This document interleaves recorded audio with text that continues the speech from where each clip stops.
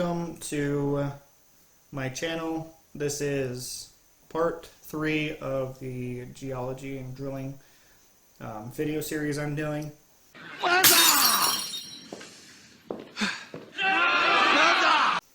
Today we're going to be talking about weathered and decomposed rock.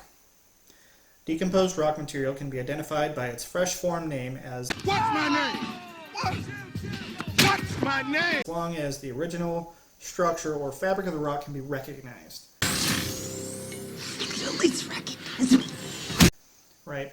In its current form, can you recognize some of the structures, how it looked before?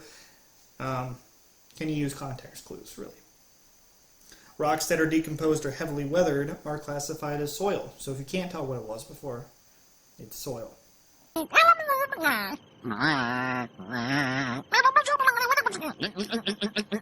Then the meaning of existence, so every religion is wrong. The vast majority of the Earth's surface is covered in a layer of sedimentary rocks. Facts. Because that's where all the weather is. That's where all the weathering is going to happen. That's where you're going to turn all the big rocks into little rocks. Turning big rocks into little rocks.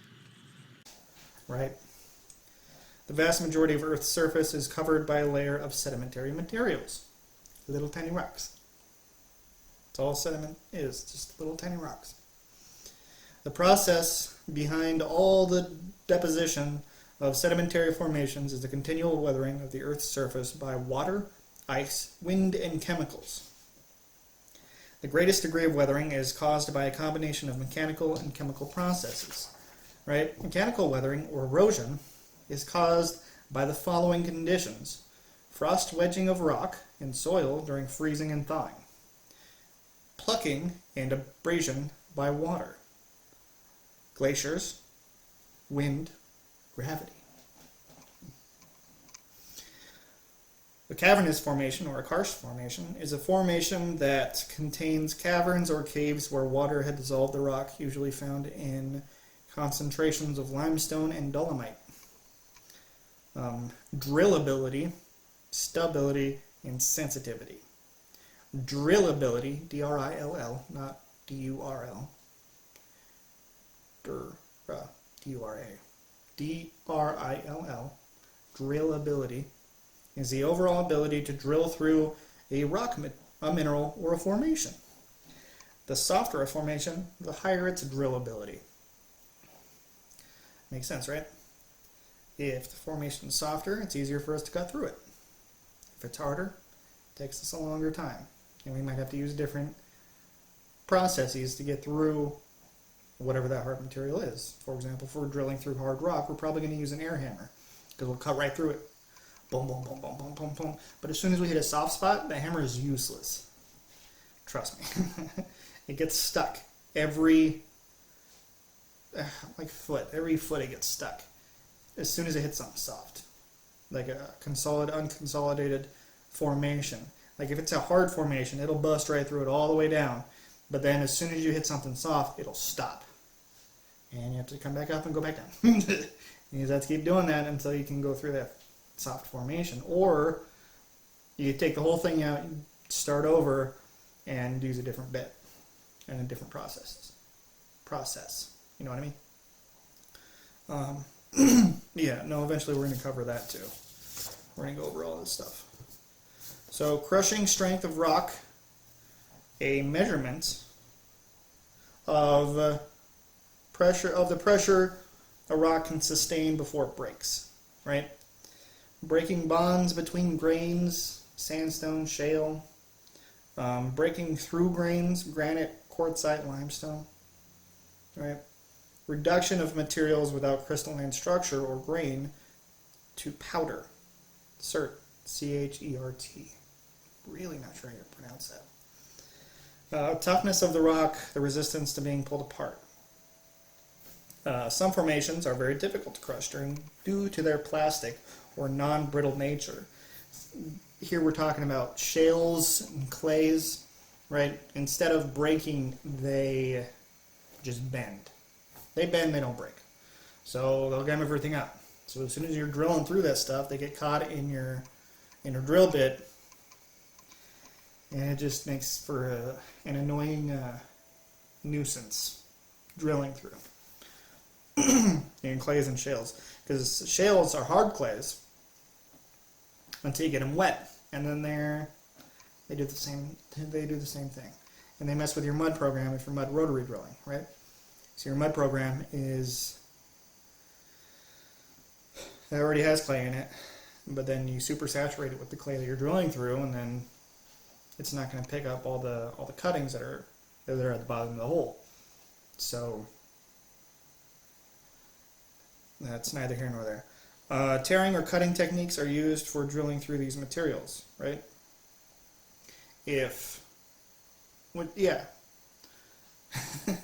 So you're drilling through clay.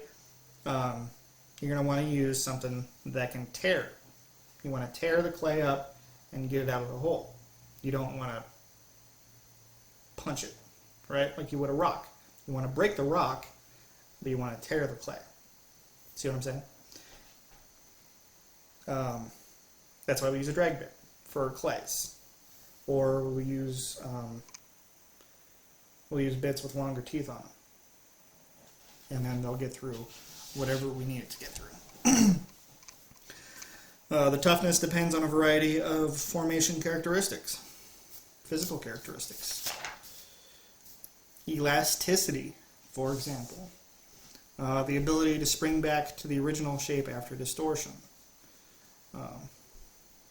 Such as micaceous schist. It's like a tire, bounces back. Plasticity, the property of remolding after distortion. This is what I was just talking about with the clays.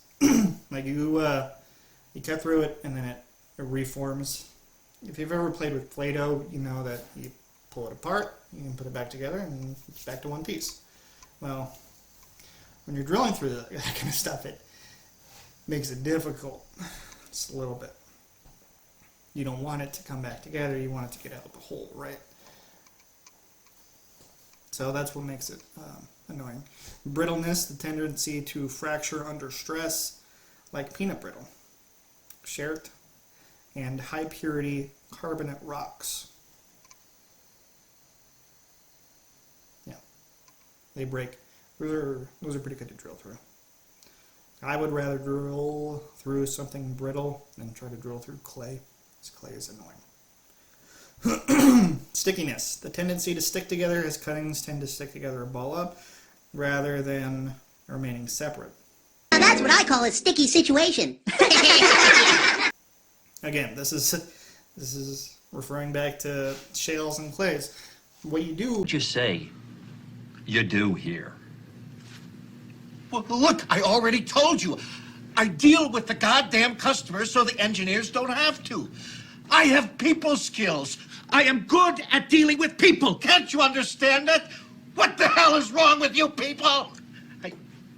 In this situation, if you have sticky shales or clays, use polymers, right? Because the polymers form around the clay and they lift them up out of the hole.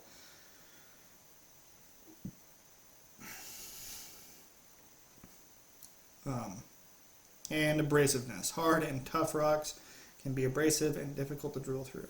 Now, if you're drilling through something and it's too hard, you can end up breaking your bits. So you really have to know. It all comes back to geology. Honestly, it really does. So knowing what's in the earth completely determines what kind of bit, what kind of process you're going to use, because there's several different ones you could use, and that's an important thing to think about, right? And this is in a way to know the hardness of a rock or a formation would be the Mohs scale, right? The Mohs scale of hardness is a general guide for identifying the rock type in hardness, right? So you have a piece, I forget what kind of material it is, but you just drag your rock across it, the Mohs test kit, right?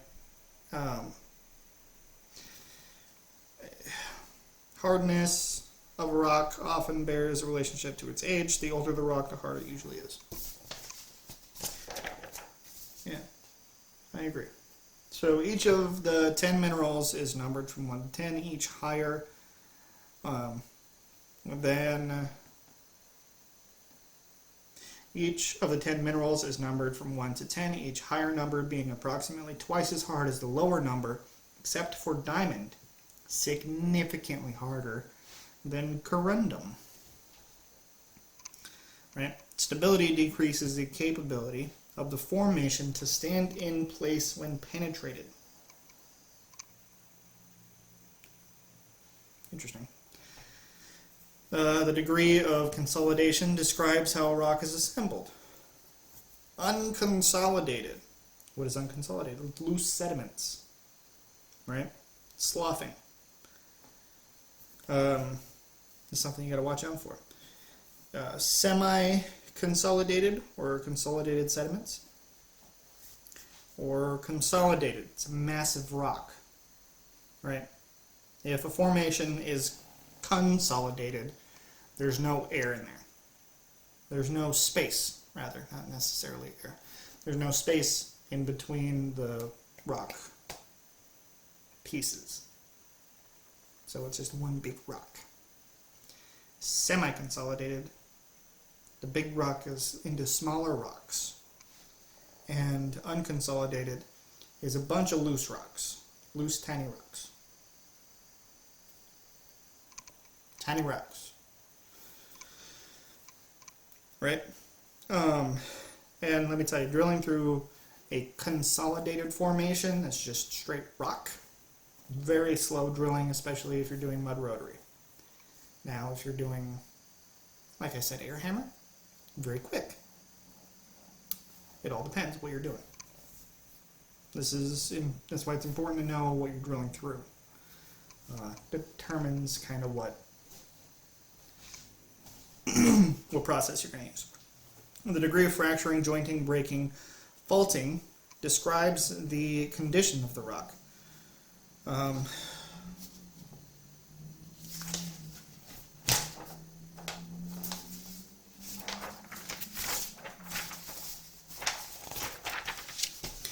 The degree of weathering. Holy shit.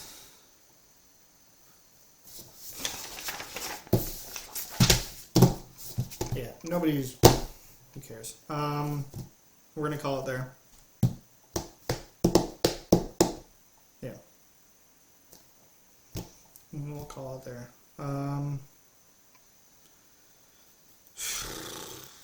It's a good time for me to learn how to cut things, huh? Yeah.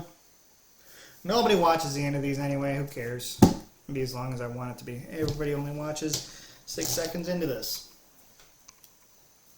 So yeah, am I going to cut this? Of course I am. But am I going to worry about an ending? No. I'm still going to make it short. Because I don't want to spend all day editing. So, bye losers. Fuck you.